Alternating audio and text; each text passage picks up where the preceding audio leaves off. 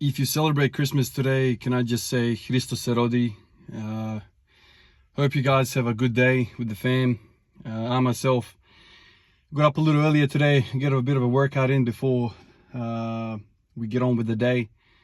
Did a bit of suitcase carries in the backyard, bench press, did some snatch, cleans, and then front squat, and I'm exhausted. The breaks between sets were quite short today, trying to kind of power through it. I didn't get the volume that I usually get, but I don't have the time.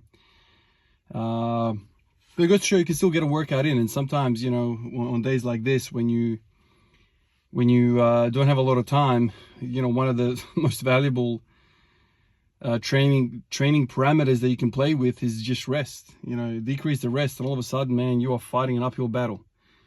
It's just weird how everything changes when you don't have the adequate rest. Now, in terms of training, and is that the best thing to do if you want to get stronger? Probably not, because if you are, you know, going into the next set and you're still not recovered in terms of your respirations and your blood pressure, and you're going into the next set and you're not prepared, you're not really training strength as best as you could. You're training conditioning, don't get me wrong, that's a valuable tool, but you just need to kind of be aware of what you're training. There are different things you can train. You know, sprinters train differently to marathon runners, and bodybuilders train different to Olympic weightlifters. It's all different. You just have to have a focused idea where you're headed. You can't train like a bodybuilder and expect to be the world's best Olympic weightlifter.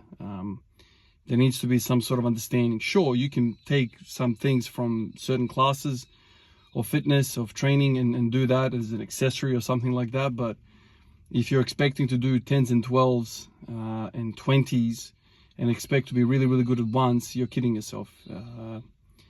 Heavyweight, singles, doubles, triples, it's its own little sport, and you have to practice it. And this is something that I realized when I started doing the whole Bulgarian-esque type of training with high specificity, kind of low volume. You get really good at moving weight, but that doesn't necessarily build strength.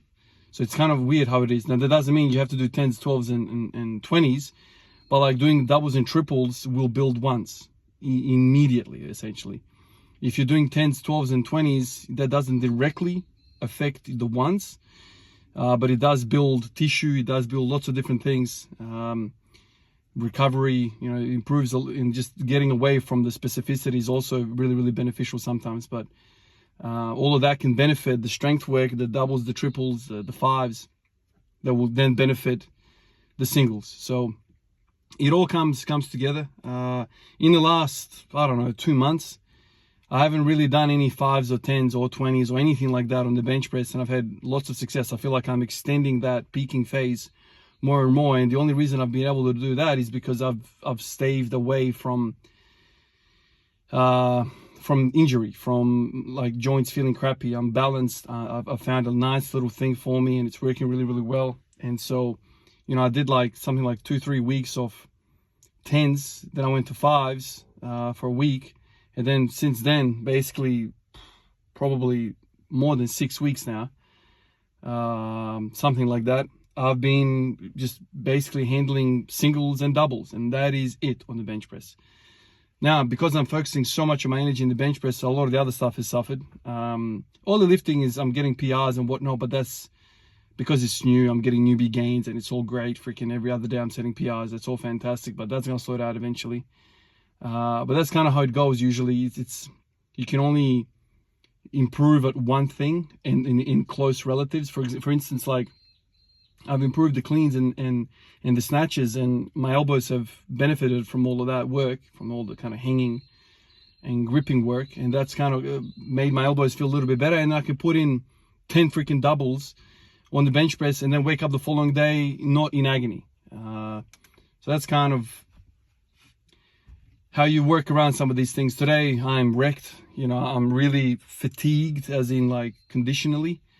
I don't feel like I've trained heavy like that. I don't know if you understand any of that, but you know, there's fatigue that you get from running up a hill or going for a run, and there's fatigue after you've done like 10 singles. It's slightly different. It feels different. It's almost like with one extreme, like let's say if you're running for a run, you got the chest burn, you got like the general, kind of jelly legs and whatnot. But when you do 10 singles, man, if you've never done 10 singles, like, you should try one of your lifts to do 10 singles. Your freaking joints hurt. Like, I've done 10 doubles on the bench press, and your wrists, your elbows, and your shoulders, they're kind of like, they ache, but it's not pain. I want to make that distinction. Like, when I say pain, sharp pain through the elbow, that's different to me just aching in a good way. Like, the aching is kind of like the ligaments and the tendons are getting stronger. The sharp pain is like muscle, the freaking tendon is pissed off. Something's really, really upset it. So if I do it right, the 10 doubles feel achy in the joints. If you do lots of 5s, or 5 to 10s or something like that, you feel the pec burn or whatever, triceps. So it's interesting how changing the parameters, certain parameters, will change what tissue of the body is getting taxed. Isn't that interesting? Anyway, guys, hope you have a good day. If you're celebrating Christmas today, Christos se rodi. I hope you guys have a great day. Appreciate you guys, and I'll catch you in the next one. Peace out.